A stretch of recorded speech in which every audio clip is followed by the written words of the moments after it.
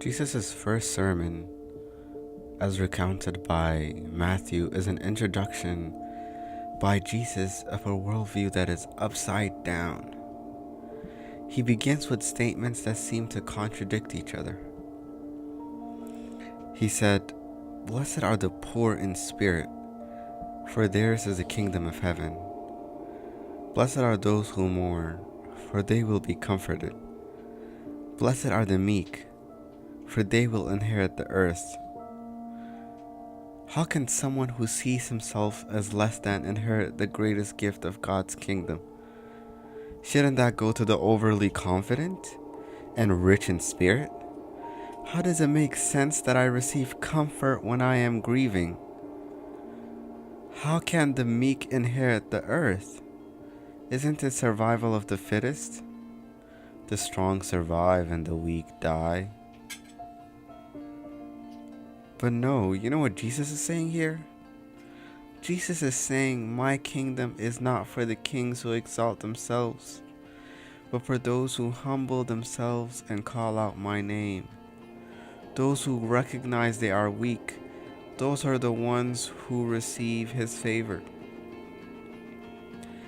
And in verse 10, Jesus continues to puzzle the people.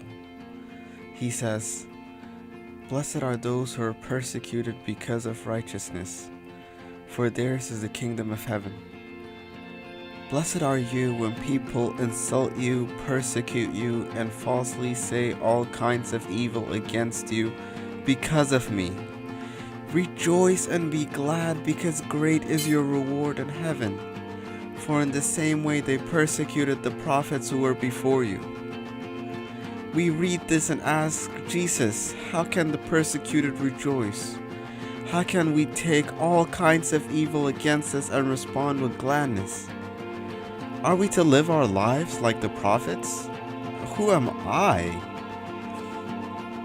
As we begin to ask ourselves this, we see later down God branding his people. Jesus says, "You are the salt of the earth," meaning you are different and you are filled with a unique flavor that distinguishes you from the rest of the world.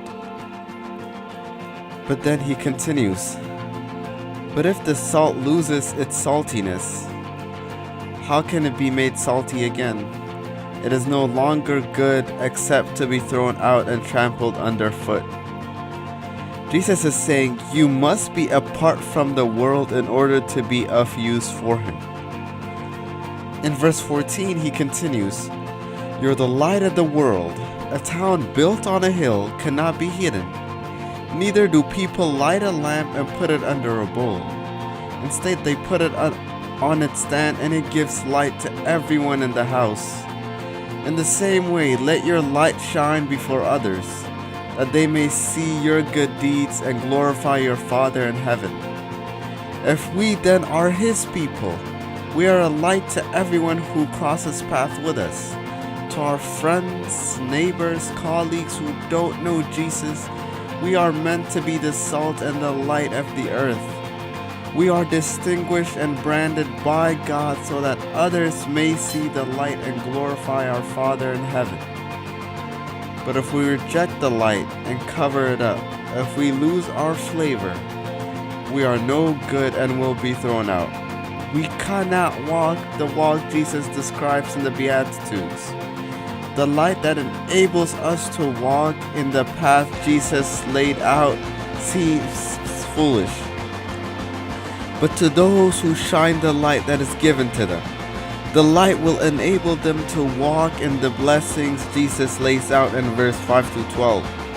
Because of his light, you will learn to love, to forgive, and to endure, and to just seek to be in his presence at all times. The light will provide us with the understanding that strength comes through weakness. Amen and amen.